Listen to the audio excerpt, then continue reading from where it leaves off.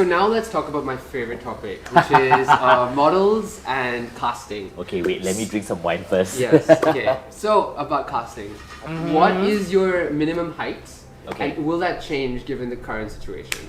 Okay, you know what? I don't think there is a specific standard when it comes to casting. It depends on who I'm casting for. Okay. Right? There are some clients that want specific types of models, clients that want taller girls, taller boys, shorter models, shapelier ones, skinnier ones. So it depends on the client. Right. So when I do the casting, it is not based on a specific set of general rules, Yeah. but it's set, but I cast based on the requirements of what the label needs. Okay. Yeah. But at the end of the day, I do look for someone with the X factor. You know, the word X factor is, everybody talks about the X factor. What is the X factor? If you see 10 models in a room and that one model stands out, that model is the one with X factor, regardless of how tall, how short, how big, how small you are. So if he's 180, it's okay. I've casted guys who are 170 because the clients want shorter But guys. for a runway as well? Okay, again, it depends. Okay. Okay, it is not how tall or how short you are, it is how proportionate you are. Right. You know, there was this case of a model who was a female model who was 181. But she when she was on the runway and she wore the wrong kind of clothes, she looked like she was 170 because she had a longer torso and shorter legs. But she knew how to fake it because she knew how to dress to hide her flaws. Right. Right? There are very few models with perfect bodies. Models just know how to accentuate their strengths and hide their flaws. Yeah, true. Right? Agreed. So if I'm casting a model and I'm casting a model for the runway, I want that model to have stage presence. Of course. You can be 185, 186, 188, but completely two-dimensional. Right. I'm not going to book you. Yeah, of course. I want a model that speaks to my audience. A model that the audience will look at and go, I want to buy that outfit. Right. You know, I've been quoted before by various media saying that I give the ugliest outfit in the show to the best model. Why? Because it's very easy to sell a beautiful outfit.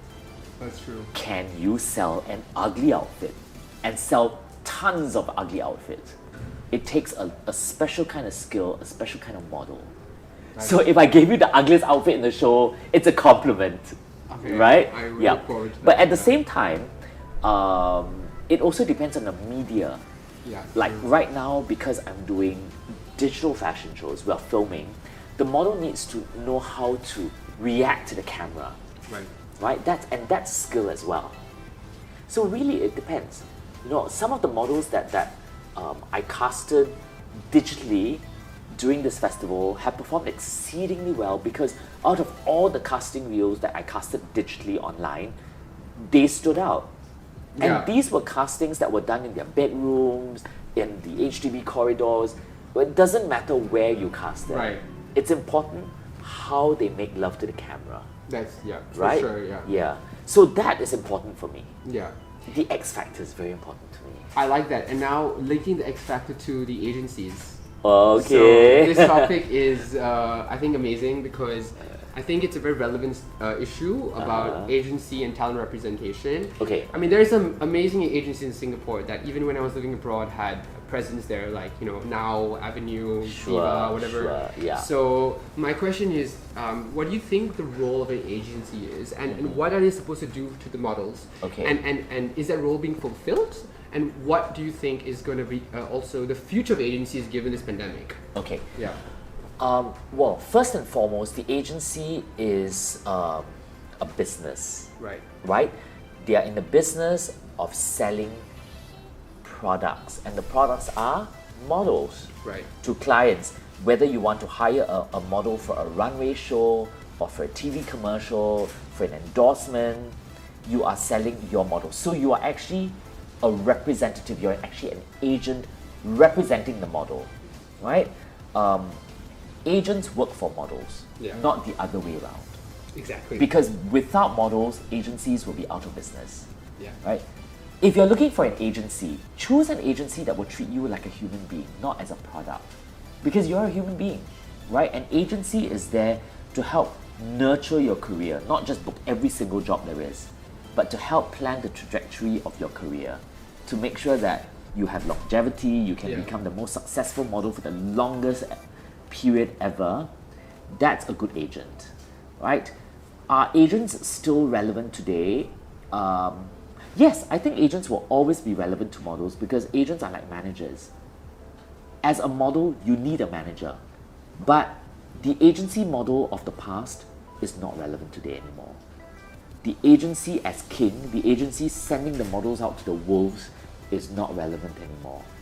Because I think today, with social media, information abound, and with all this Me Too movement, Black Lives Matters and all that, you want to pick an agent who will respect you, not just as a model but as a human being. So how about virtual agencies then? Okay. Yeah. What do you think? I don't believe in virtual agencies. Why? Because at the end of the day, I think virtual agencies are just booking agencies. They book you the job, they get the money, full stop. There is no nurturing of a career. Right. You know, at the end of the day, if I'm a model, I want a manager who would nurture my career, who has a long-term plan for me, who sees the potential. Maybe I could be walking the runways of Paris. Maybe I could be doing commercials in New York. The agency and a good manager would nurture that and hook you up with the right people to make sure that you have a long career. And what happens when you stop modeling? You know, there are a lot of successful stories of models who have gone on to do advertising, who have worked in fashion, who have become photographers, who have become art directors, who have become magazine editors. This is all because their career was planned out. True. Right? It wasn't because a booker just sat there and booked jobs for them. So I think a good manager could do wonders for a model's career. A bad manager, run a mile. If you go to an agency and the agency is just signing you up because they want to sign up as many models as possible, if you're just one of many statistics, right? If you're sitting there and the agency is not pushing you, the agency doesn't respect you for who you are, the agency doesn't see the value in you, run a mile. That's not the agent for you. Totally. Right? If the agency signs you on and charges you an arm and a leg to shoot a portfolio, that means the agency doesn't really believe in you. Yeah. Right?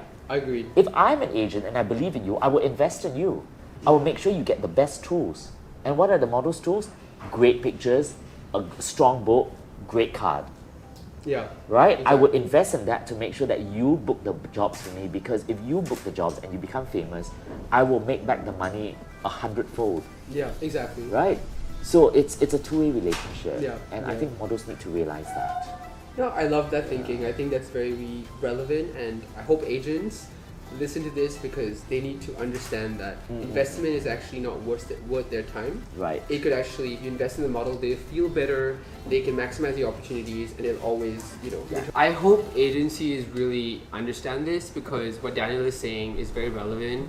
If you have a model out there who's of a different skin color or a different look, and if you believe in them, then just believe in them, because that is going to help them maximize the opportunities that they get, and that's going to return the money to you. And it's also, it's not just about the money, it's not about direct investment, it's about looking at it from a long-term perspective. If I'm a model, which I am, and if an agency really believes in me, I will do whatever it takes because I'm connected, and I will, do my part, be respectful, be on time. I will appreciate that sort of familiarity and that connection I have with you, and try to make it a two-way relationship. So if you treat the model from the start like an object, the model's gonna feel like an object, and then you're fucked.